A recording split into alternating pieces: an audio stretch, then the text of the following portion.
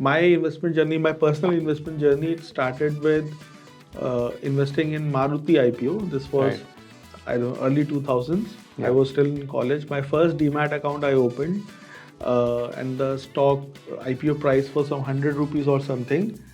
And it went up to 150 and I sold it, and I was so happy that I sold it. Just look where the stock price is today. Right. We are in a unique phase where you are actually getting real return, where return from debt is actually higher than inflation. Yes. Right. On a long-term basis, how many years will it sustain? When you look at globally, Yeah. how many markets actually offer you 150, 200 basis point of real returns in debt, right? Yeah. And the possibility of some amount of capital appreciation should interest rates continue to come down, right? So that again, makes it a very attractive opportunity. So we have to look at what is the role of these asset classes. Equity is about growth, but with growth you have to take the risk. Yeah. And the best way to manage the risk is forget about it for the long term. Yeah. You don't keep monitoring it every day, every hour, every month. And whatever SIP else, है etc. ना आपका averaging करके हो भूल जाएगा. जाओ, that is your best investment. Every investor has an equal chance of success if you can manage your behavior. It's not about experience किसका ज़्यादा है, qualification किसका ज़्यादा है. And we've seen enough and more case studies about how behavior, which is a very simple thing, you would have heard it 15 times. The fact is, how many of us are actually able to implement it, right? अब हम ज़्यादा smartness दिखा देते हैं, इसे I have to beat this because ये तो सभी कर सकते हैं. But जो सब कर रहे हैं, जो basics है, had you stuck to it, that would have definitely given you a far better outcome than doing 15 things. Yeah.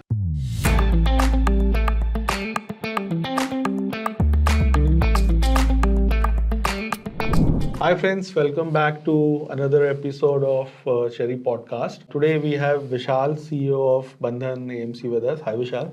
Hi, good to be here.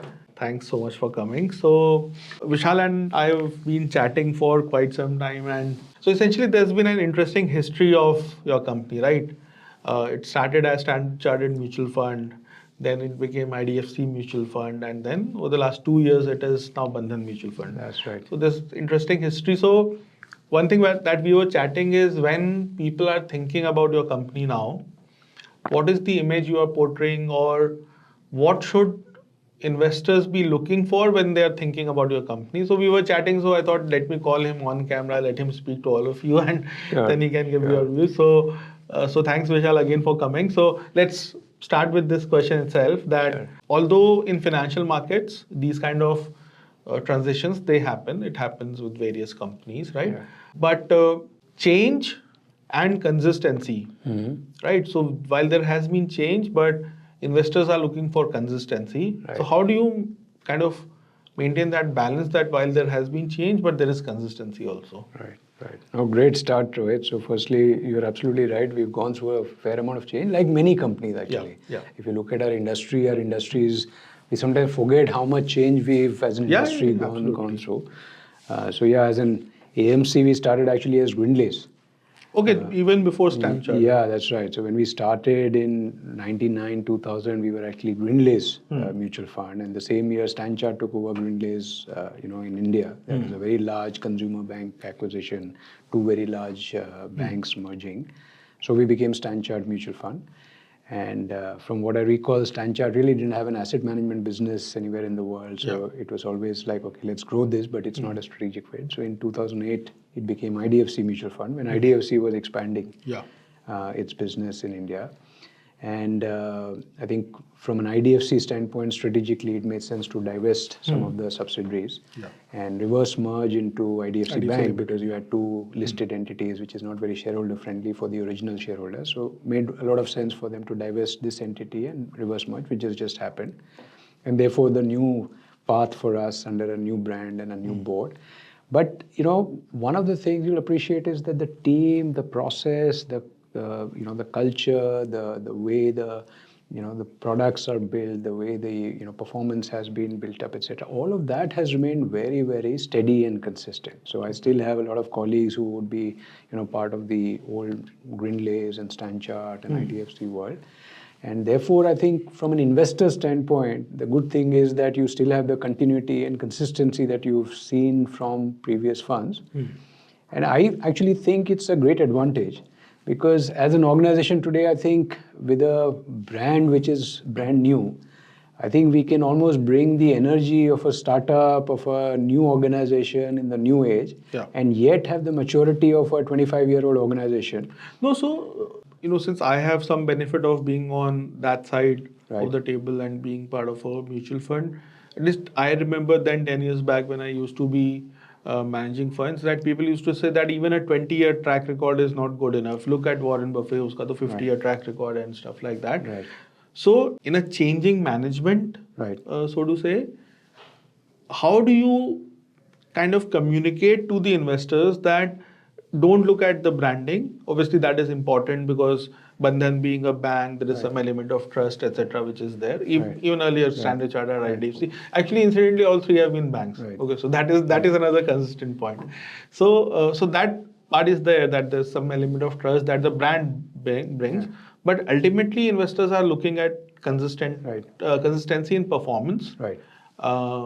Stability of processes, as you said. Right. How do you convey that message across to a normal retail investors? Because let's say the savvier investors would be able to make this judgment call, but for a normal retail investors to understand कि अरे कल तो ये company था, आज तो ये company हो गया.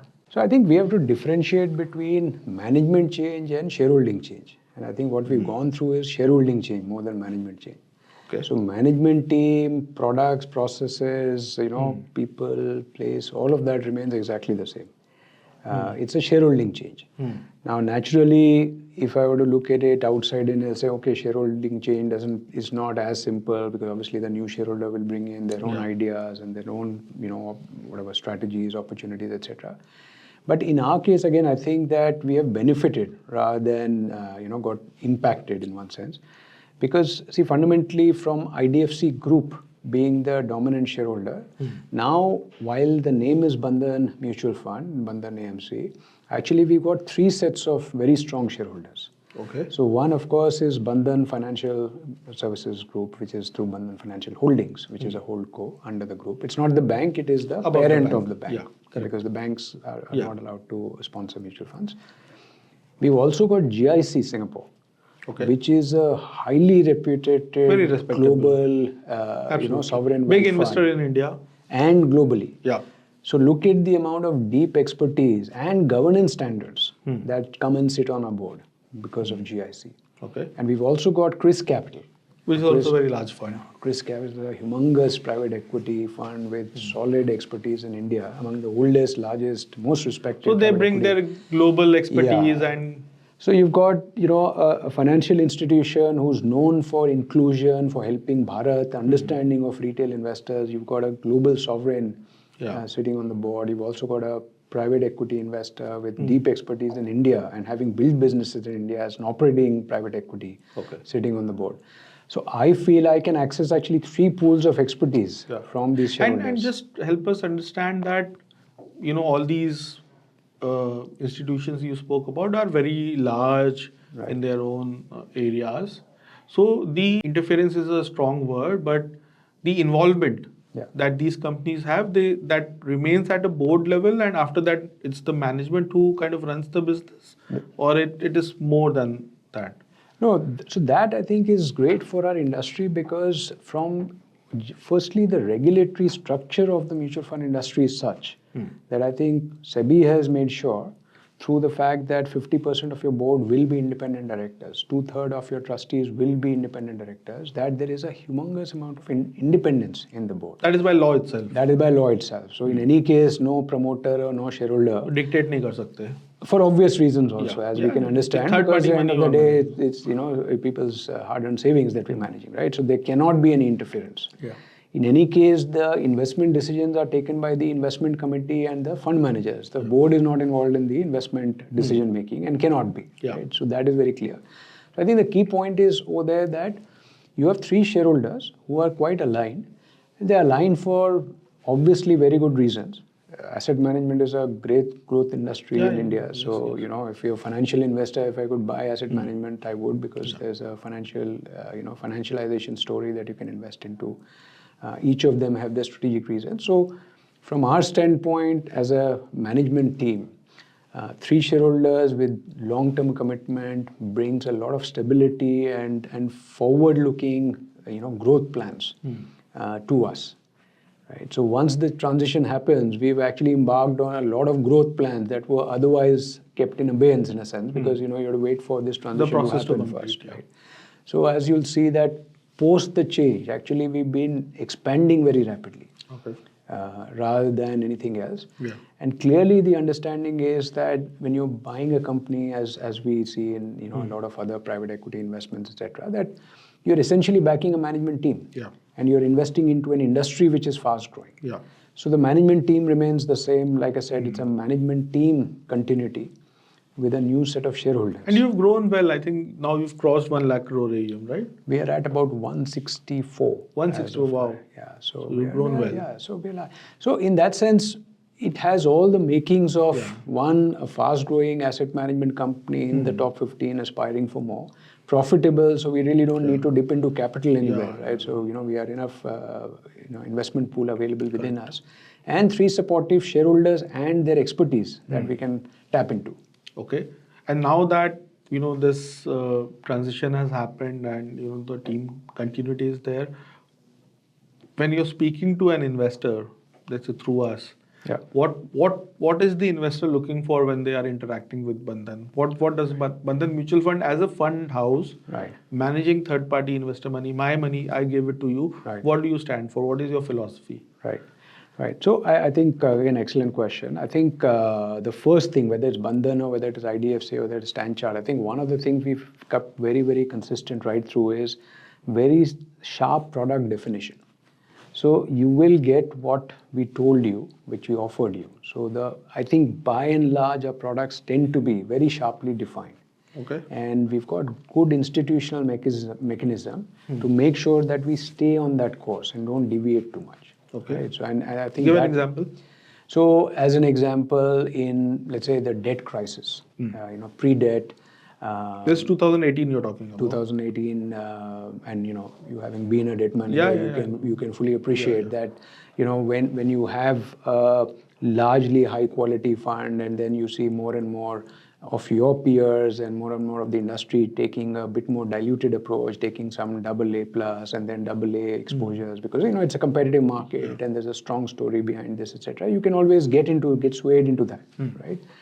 And then eventually it becomes larger and larger part of your portfolio, and then eventually if in case something happens, there is some amount of comfort in numbers that everyone's doing the same thing, but the investor can be challenged at that level. But if you've defined your product very carefully and said, I will only be AAA. Yes, so that please don't come to us if you're chasing, yield or headline. Come to us when you are looking for safety or quality. Right? So we stayed that way. We didn't go out into I think you benefited also that point. So that's just an example of how defining the product, whether it is the credit quality or whether it's the duration or how much band we will be in. Even though the regulatory bands may be a lot more flexible, I think we've demonstrated cycle after cycle after cycle our ability to maintain the promise. So you will kind of draw the box for yourself, and you'll tell the investor that this is the box that we are going to play in. Right. Also, of course, if I may, that in most cases, the nuances of the box are understood more deeply by the advising and the distribution community or very large investors. I won't really anticipate that a retail investor will go into what are our sectoral caps and what's the shape of the portfolio, which is the minimum maxima that we keep, etc. But clearly, I think that quality, that consistency, we think will show up over long term in the performance on a risk adjusted basis. So I think that is something which is very different. Among other things, I think we've innovated across many areas, whether it is in products or whether it's in our communication, whether it's investor awareness, whether it is some processes. So I think among others, I believe simple things like arbitrage as a fund or a roll down strategy in fixed income, using MLAI in fund management in a PMS, for example, using very smart merchandise to communicate. So, for example, the SIP pen that we have, or some using Bollywood or directors to use for investor awareness. So our One Idiot movies or Return of One Idiot movies is useful even today for someone to understand why investing is so important. And what happens if you don't invest properly for goals like retirement. So again, these are ways in which we manifest ourselves. One of the one of the objectives, one of the challenges we place within ourselves is how do we stretch the boundary or challenge the status quo and do something better than what is being done today, and where can we innovate? And that can be across product, but also process, communication, marketing, etc. So that's another area. A third area, I think, is as a brand, we do think that, in general, finance is a serious topic, right? Okay. And clearly, money management is almost meant to be boring, as Yeah. people say. It's about, it's almost like watching grass grow. Yeah. But in our office, in our environment, in our communication, we don't have to be boring people. So we have a lot of fun. And we have a lot of fun with our communication, with the environment in the office, the general energy level that you'll see on the floor. Because I think people bring a lot of energy to each other, in a sense. And when you have a vibrant environment on the office, on the floor, in different it rubs teams, off. etc., it rubs off, and that leads to a far better outcome. Whether it's for the investor, whether it's for the fund manager, whether it's for the overall outcome that you're trying to So how deliver. large is your company now? How many people? So we have about 600 odd people working directly with Across us. India? Across India. And like I said, we've grown very rapidly. So just when we transitioned from IDFC to Bandhan, we were in about 65 sales locations. We are today in 96 sales locations. So almost like a 50% growth in the number of sales locations itself. We had under about 450 odd people then. We are 600 plus now. So this one last point on this transition and change. I think on the investment team side, your fixed income or the debt team, that has been largely kind of stable. Suyash has been there for forever. On the equity side, there have been some changes, right? So equity actually change was actually pre-transition in a sense. It didn't have anything to do with the transition per se. Because Manish joined us before we became Bandhan Mutual. He joined us from Nippon. So Manish was earlier with iPru as deputy CIO. Then he was the CIO at Nippon for a few years. And our previous equity head, Anup, had been speaking about moving on. And we had a very smooth transition, actually, almost like someone called it a textbook transition because they literally passed the baton over almost a short overlap period. And then Manish took charge in January of last year, which is well within when we were still IDFC Mutual Fund. And on the equity team, we said, okay, what are the things we want to do? And see, we have to keep in mind that some of this change is natural. And I would be worried if as an organization we're not changing. Right? A little bit of change is required also. So we said, okay, on the equity franchise, what are the things that we're getting right? What are the things we need to do differently? And we put together a few things that we felt, that Manish felt that we should do differently. And I think we have a good mix of continuity. So some of our fund managers have been managing these funds for a fairly long time and have built up a track record and a fair bit of, I think, almost if I can call it the fan following among distributors about how Manish they've is transitioned. well known. So many of our fund managers are quite tenured So that way. what is the fund house thinking about markets as of now? Especially, so we are recording this on 8th of October. We recently saw a big rally in China. Almost from being the worst performing, it suddenly became the best performing market in just 2 weeks, maybe. And now people are talking कि India का पैसा उधर चले जाएगा क्या? So I don't know. These are like very short term things, but in general, how's the market view? Because last 3 years have been quite good, right? All of us. Largely wherever we would have invested, we have made money. And if we were in, small caps or micro caps or mid caps, I mean, the lower you go down the market cap table, more money you would have made. Personally, our house view is that good time to take off some money from mid and small caps. Large caps, valuation wise, relatively they look more attractive, but that has been our view for some time. It hasn't kind of played out that well so far. So what is your fund house view in terms of market? So before I share what our house view, if I can call it that, is, I think I do personally feel that as a retail investor, if I put myself as an investor, how much of a view in the near term will matter to my portfolio is very marginal. No, it doesn't matter. Right, and I think that we. No, so often- I'll just Yeah, add sure, here. sure. Why I ask, and I Yeah. ask this question to everyone who Yeah. comes on, our podcast. Right. Is I understand वो balancing ये वो इस सब retail customer के लिए है भी नहीं. Just be in a good fund, do your SIP, and I think most of your financial goals will be taken care of. Right. I think it's more about that. If I have to start today, where should I start? Yeah. So let's look at the two broad asset classes, right? Which is clearly, equity debt. Yeah. As in, this is a unique space where I would think both will do well because India is doing so well. Yeah. So firstly, I think we are blessed to be in a great market, in a great phase. Yes. And if you're getting this market and this great phase, it will be a shame to lose it. Yep. And I think most of us as investors who benefited over the last 20 years will realize that, why didn't I start earlier and put more and more money and larger part of my allocation here, right? Yeah, I was telling someone my investment journey, my personal investment journey, it started with investing in Maruti IPO. This was, I don't know, early 2000s. Yeah. I was still in college. My first Demat account I opened, and the stock IPO price was some 100 rupees or something.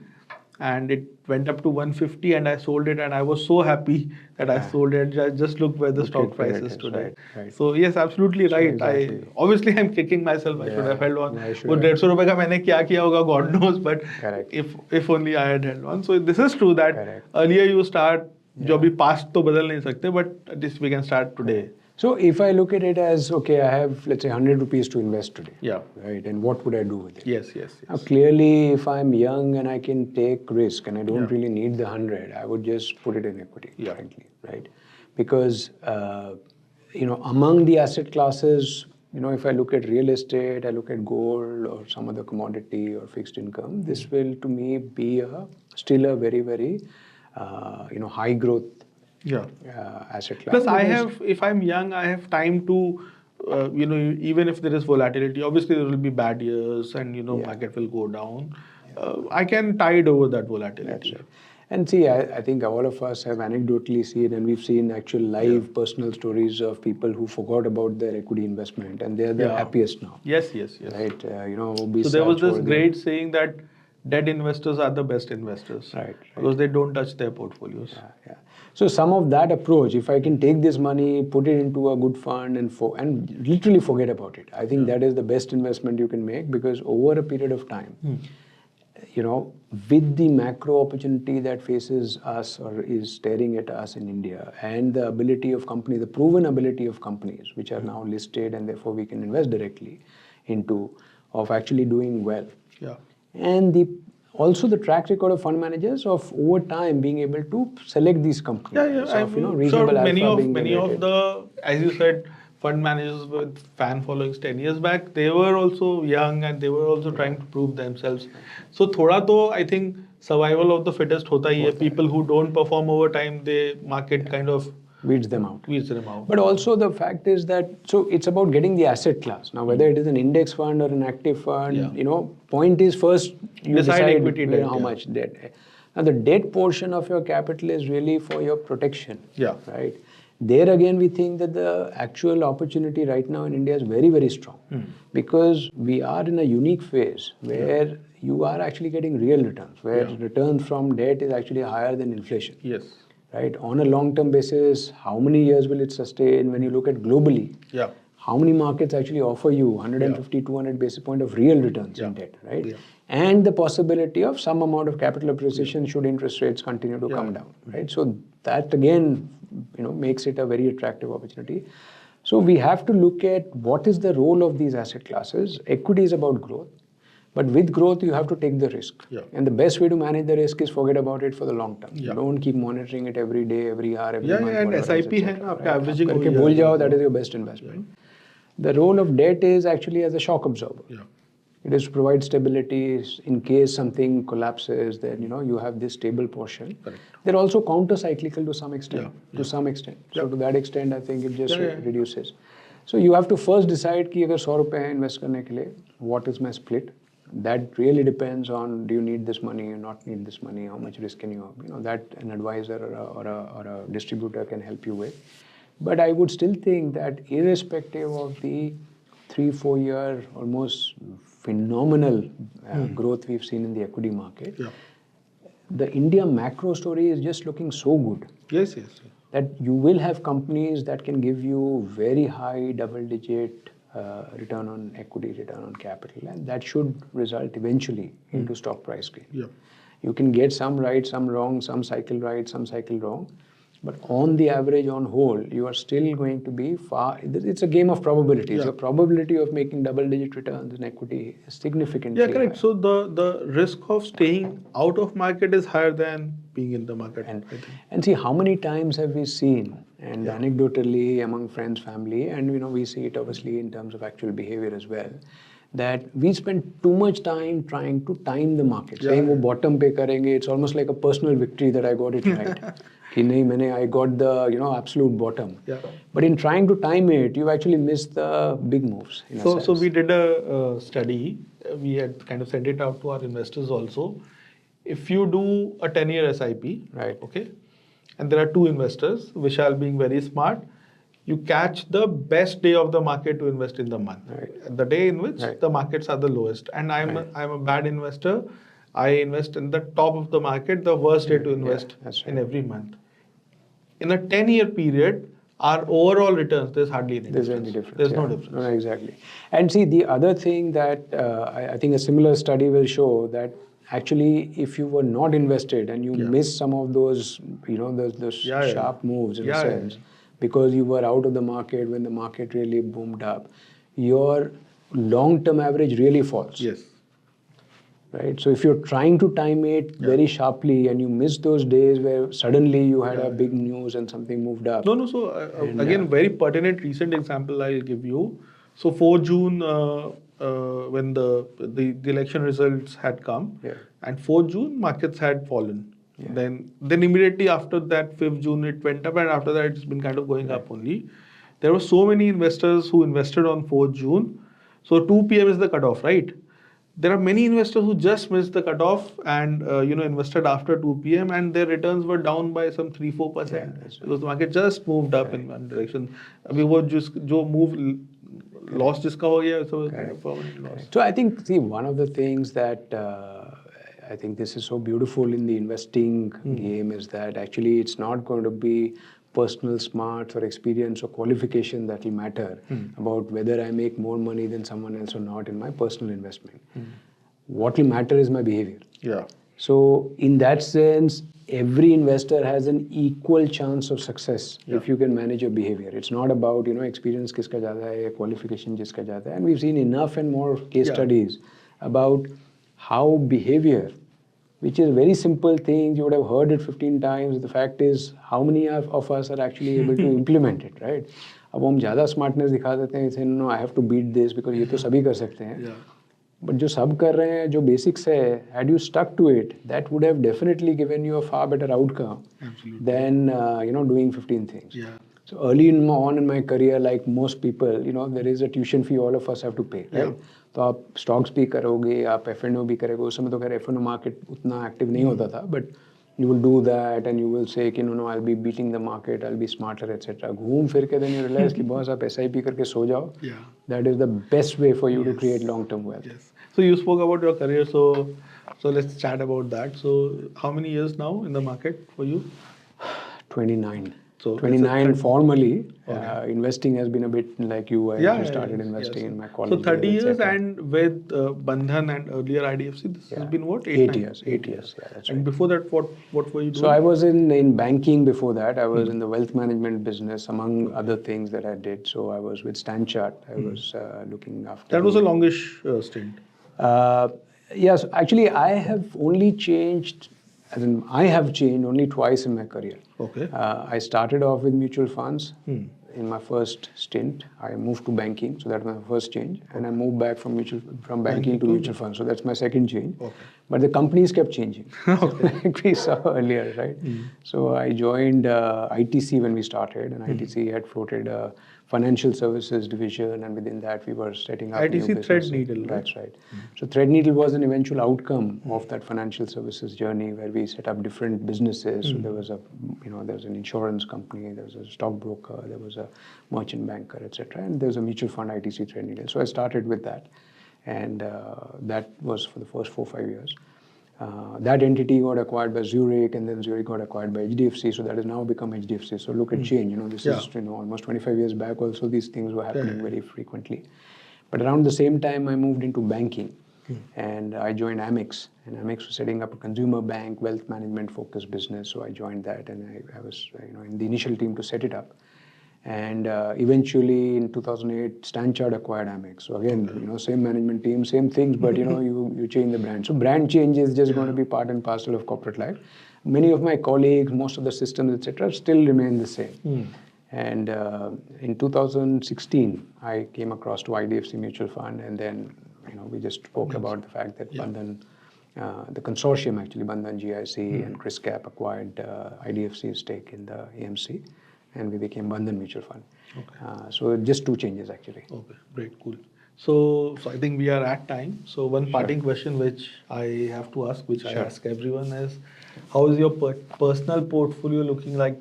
So where are you investing currently, or what is the composition of your portfolio looking like? So like I said, I practice what I preach, so I keep it very, very boring. Which is I just put all my, whatever little is left out of my, dependable savings is an SIP. It's an SIP in my own funds.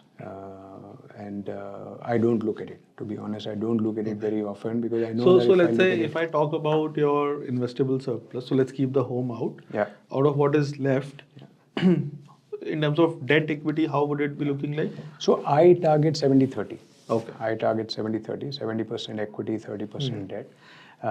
And so in that sense, I'm reasonably cautious. I know a lot of people will say 30% debt kyun chahiye aapko, but I do think that अपना temperature पता होना चाहिए. Dusra, I think you can't say that equity will always do so well. This black swan events, when things happen, and it's really about saying, in your total savings, how much of shock can you absorb? Right? So if my 70 becomes 35, I've still got 20 plus or 30 plus 35. I've still got 65%. 65% is good enough for me. So that's the way I would do the math. And do you rebalance this? Or I do, in a sense. So I think once a year or so I just sit down and look at so it's really the allocation which is what we look at largely to say, okay, is this broadly at that level or not? And product performance will go through cycles. In some sense, I don't spend too much time. Whatever, obviously my experience is much lesser than yours, but this I learned quite early in my life, that that best stock, that best fund, at least मेरे लिए तो possible नहीं है. There might be some geniuses out there जो figure out करेंगे. So 10 years ago I started some SIP. I was so lucky that I did not touch it, and a very, very big part of my personal wealth creation, that one small SIP, it has been so tremendous. So this I tell my own brothers when they started working, my extended family or whoever, in my professional capacity also, friends, etc., that कुछ भी नहीं करना है.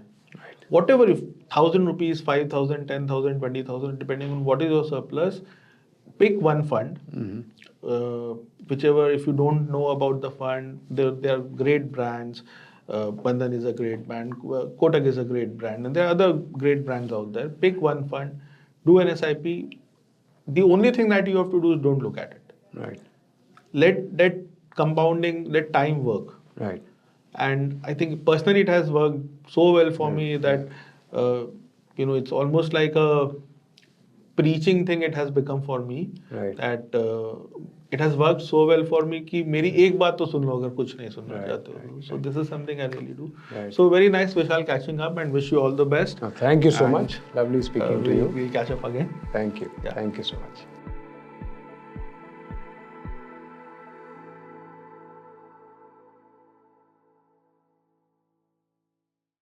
Mutual fund investments are subject to market risks.